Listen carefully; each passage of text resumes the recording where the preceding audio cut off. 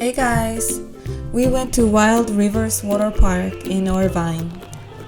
It was during the soft opening time and we went to check this place out. Not all the rides were open, but we still had fun. I don't like the sunlight on my face, so it was hard to block it. But it had been a long time since we had been to a water park, and it is so close to our home. We went on the lazy river and had fun at the wave pool.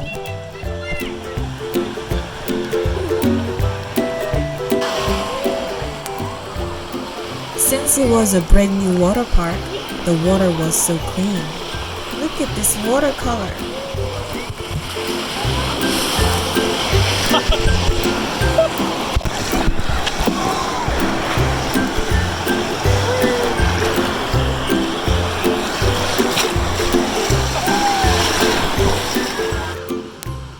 William was scared at first, but even a nice person cheered him up.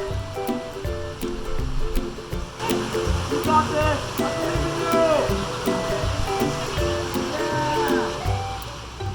in you! Yeah, he did it!